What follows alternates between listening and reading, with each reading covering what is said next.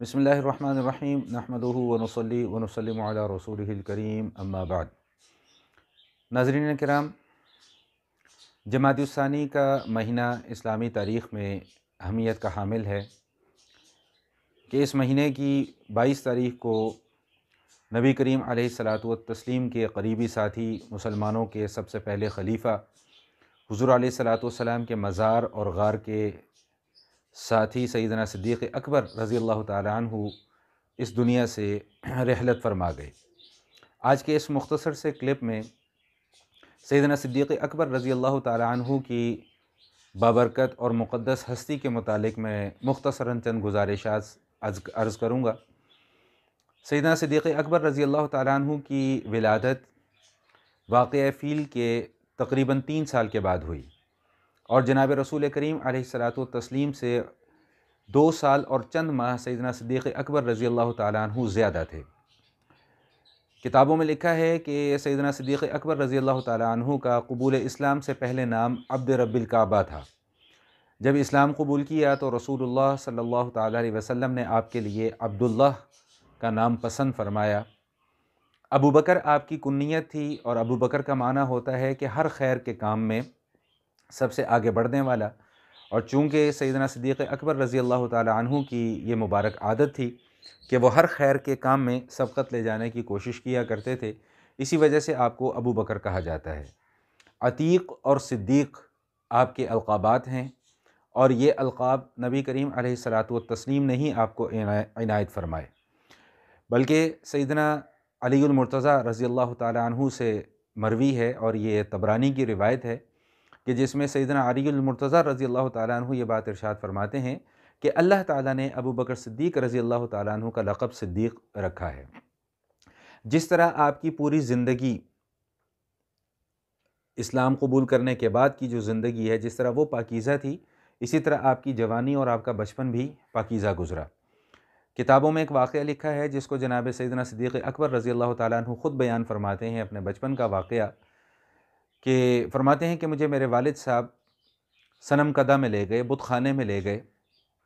اور وہاں پر مجھے جا کر یہ کہا کہ یہ بت جو ہیں یہ تمہارے رب ہیں، لہٰذا ان کو سجدہ کرو، اور مجھے اس بت خانے میں تنہا چھوڑ کر خود باہر کسی کام سے تشریف لے گئے۔ تو ابو بکر صدیق رضی اللہ تعالیٰ عنہ فرماتے ہیں کہ میں نے اس بت سے مخاطب ہو کر یہ بات کہی کہ میں بھوکا ہوں، مجھے کھانا کھلا۔ جواب کوئی نہ ملا۔ پھر فرماتے ہیں کہ میں نے اسے کہا کہ میں پیاسا ہوں، مجھے پانی پلا، پھر جواب کوئی نہ ملا۔ پھر فرماتے ہیں کہ میں نے اسے کہا کہ میں بے لباس ہوں، میرے لیے کوئی لباس کا انتظام کر، پھر بھی کوئی جواب نہ ملا۔ تو پھر فرماتے ہیں کہ میں نے ایک پتھر اٹھایا اور اس بت کو مخاطب کر کے یہ کہا کہ اگر تو واقعی میرا رب ہے تو اس پتھر سے اپنے آپ کو بچا کر دکھا۔ فرماتے ہیں کہ میں نے اس بت کو پتھر مارا، وہ بت جو تھا وہ زمین پر گر پڑا۔ اتنے میں ہی والد صاحب کہتے ہیں کہ بت کدے میں تشریف لے آئے، اور مجھ سے آ کر انہوں نے کہا کہ یہ کیا ہے؟ تو فرماتے ہیں کہ میں نے عرض کیا کہ جی جو آپ نے دیکھا وہی ہے۔ یہ ان کے والد ابو بکر صدیق رضی اللہ تعالیٰ عنہ کو ان کی والدہ کے پاس لے گئے، تو ان کی والدہ نے فرمایا کہ آپ اس بچے کو اس کی حالت پر چھوڑ دیجئے، اس لیے کہ جس وقت اس بچے کی پیدائش ہوئی اس وقت میں تنہا تھی، اور میں نے ایک غیبی آواز سنی تھی کہ جو آواز دینے والا یہ بات کہہ رہا تھا کہ یہ مبارک بچہ ہے، یہ آزاد بچہ ہے، یہ آنے والے وقت کے نبی کا قریبی ساتھی ہوگا اور مسلمانوں کا خلیفہ ہوگا۔ اسی طرح جب سیدنا صدیق اکبر رضی اللہ تعالیٰ عنہ جب جوانی کی حالت کو پہنچے تو فرماتے ہیں کہ میں نے زندگی میں کبھی شراب کو ہاتھ بھی نہیں لگایا۔ تو پوچھا گیا کہ حضرت آپ نے شراب کیوں نہیں پی؟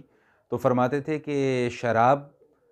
کی وجہ سے انسان کی عزت، اس کی آبرو، اس کی مروت وہ اس کے ہاتھ سے چلی جاتی ہے، اور میں یہ نہیں چاہتا تھا کہ میری عزت، میری آبرو اور میری مروت میرے ہاتھوں سے جائے، اس لیے میں نے کبھی بھی شراب کو ہاتھ بھی نہیں لگایا۔ کتابوں میں لکھا ہے کہ سیدنا صدیق اکبر رضی اللہ تعالیٰ عنہ کے جو ایمان قبول کرنے کا واقعہ ہے یہ بھی بڑا دلچسپ واقعہ ہے۔ حضرت شام کے سفر پر تشریف لے گئے تھے، تجارت کا سفر تھا، تو فرماتے ہیں کہ وہاں پر میں نے ایک خواب دیکھا، اور خواب یہ دیکھا کہ کعبۃ اللہ کی چھت پر چاند اترا ہے، اور اس چاند کی روشنی ہر طرف پھیل گئی ہے، اور فرمایا کہ پھر میں یہ دیکھتا ہوں کہ وہ روشنی میری گود میں بھی آ گئی ہے۔ تو وہاں پر ایک راہب تھا مشہور، اس سے خواب کی تعبیر پوچھی،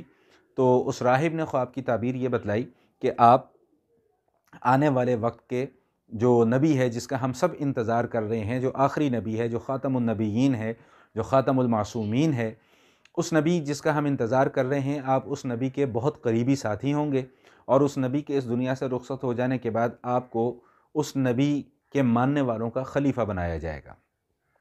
فرماتے ہیں کہ خواب میں نے دیکھ لیا، بات آئی گئی ہو گئی، اور پھر میں جب مکہ واپس آیا تو نبی علیہ الصلوۃ والسلام اپنی نبوت کا اعلان فرما چکے تھے۔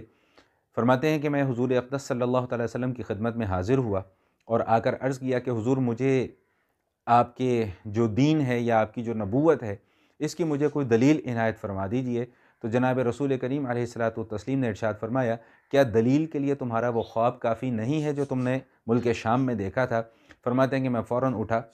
اور میں نے نبی کریم علیہ الصلوۃ والتسلیم کی پیشانی پر بوسہ دیا اور حضور اقدس صلی اللہ تعالی وسلم کے ہاتھوں اسلام قبول کر لیا۔ اجماع ہے اس بات پر کہ حضرت ابو بکر صدیق رضی اللہ تعالیٰ عنہ کا شمار السابقون الاولون، یعنی ان لوگوں میں سے ہے کہ جنہوں نے بالکل ابتدا میں اور بالکل آغاز میں ہی اسلام قبول کر لیا تھا۔ احادیث کے اندر جناب سیدنا صدیق اکبر رضی اللہ تعالیٰ عنہ کے بے شمار فضائل اور بے شمار مناقب بیان کیے گئے ہیں۔ میں مختصراً صرف 2-3 احادیث آپ کی خدمت میں عرض کر دوں۔ حضور اقدس صلی اللہ تعالی وسلم ارشاد فرماتے ہیں کہ اس دنیا کی زندگی میں جس کسی شخص نے بھی مجھ پر احسان کیا، مفہوم ہے حدیث کا، میں نے ان سب کے احسانوں کا بدلہ چکا دیا سوائے ابو بکر صدیق رضی اللہ تعالیٰ عنہ کے، کہ ان کے احسانوں کا بدلہ آخرت میں جا کر اللہ ہی چکائیں گے۔ اسی طرح جب نبی علیہ الصلوۃ والسلام کا مرض الوفات تھا، جس بیماری میں حضور اقدس صلی اللہ تعالی وسلم اس دنیا سے تشریف لے گئے، رحلت فرما گئے، تو اس بیماری کے دوران نبی کریم علیہ الصلوۃ والتسلیم نے مسجد نبوی میں جتنے بھی لوگوں کے گھروں کے دروازے کھلتے تھے ان سب کو بند کروا دیا اور فرمایا کہ ابو بکر کے گھر کا دروازہ کھلا رہے، باقی سارے کے سارے دروازے بند کر دیے جائیں۔ اور ایک اور موقع پہ نبی کریم علیہ الصلوۃ والتسلیم نے ارشاد فرمایا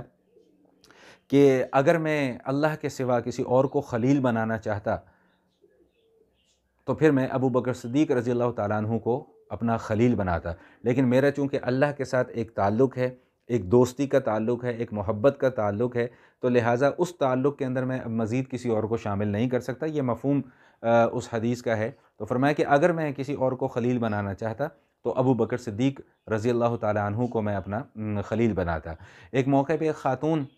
حضور اقدس صلی اللہ تعالی وسلم کی خدمت میں حاضر ہوئیں، اور حاضری کا مقصد جو تھا وہ کوئی دین کا مسئلہ پوچھنا تھا۔ تو نبی علیہ الصلوۃ والسلام اس وقت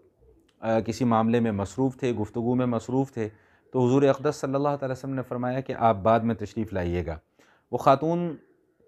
نے عجیب سوال کیا اور اس سوال نے ہمارے لیے بہت سارے مسائل کو حل کر دیا، کہ اس خاتون نے عرض کیا کہ یا رسول اللہ، اگر میں دوبارہ آؤں اور آپ نہ ہوں تو پھر میں کس سے پوچھوں؟ تو حضور اقدس صلی اللہ تعالی وسلم نے ارشاد فرمایا کہ پھر ابو بکر سے پوچھ لینا۔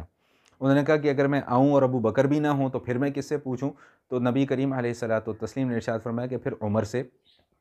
پوچھ لینا۔ اور ایک اور موقع پہ یہ بات ارشاد فرمائی کہ اقتدوا بالذین من بعد ابی بکر و عمر، کہ میرے بعد 2 لوگوں کی اقتداء کرنا، ایک ابو بکر کی اقتداء اور ایک عمر کی اقتداء۔ اور حضور اقدس صلی اللہ تعالی وسلم نے ارشاد فرمایا کہ جنت میں جو ادھیڑ عمر لوگ ہوں گے ان کے سردار یہ ابو بکر ہوں گے صدیق رضی اللہ تعالی عنہ۔ تو اس طرح ناظرین کرام بے شمار فضائل ہیں جو احادیث کی کتابوں میں سیدنا صدیق اکبر رضی اللہ تعالیٰ عنہ کے حوالے سے بیان کیے گئے ہیں، اور قرآن کریم میں بھی بعض مقامات پر کچھ آیات ایسی ہیں کہ جو براہ راست جن میں سیدنا صدیق اکبر رضی اللہ تعالیٰ عنہ کے متعلق وہ ان کی فضیلت میں، ان کی منقبت میں وہ آیات نازل ہوئی ہیں۔ تو بہرحال تفصیل کا ابھی موقع نہیں ہے، تو خدمت میں صرف یہی بات عرض کرنا کا مقصود تھا کہ یہ وہ عظیم اور برکت والی اور مقدس ہستیاں ہیں کہ جن کے اس امت کے اوپر لاکھوں احسانات ہیں، اور وہ امتیں اور وہ قومیں کبھی بھی ترقی نہیں کر سکتیں جو اپنے محسنین کو بھلا دیں۔ وہ قومیں جو اپنے محسنین کو فراموش کر دیتی ہیں، ان کے احسانات کو بھلا دیتی ہیں، افق پہ سے ان کا نام اور نشان جو ہے وہ مٹا دیا جاتا ہے۔ اللہ تعالیٰ ہمیں تمام بزرگان دین اور بالخصوص حضرات صحابہ کرام رضوان اللہ تعالیٰ علیہم اجمعین کے نقش قدم پر چلنے کی توفیق عطا فرمائے، اور اللہ تعالیٰ ان سب کی عظمت اور ان سب کی محبت ہمارے دلوں کے اندر راسخ فرما دے۔ والسلام علیکم ورحمۃ اللہ وبرکاتہ۔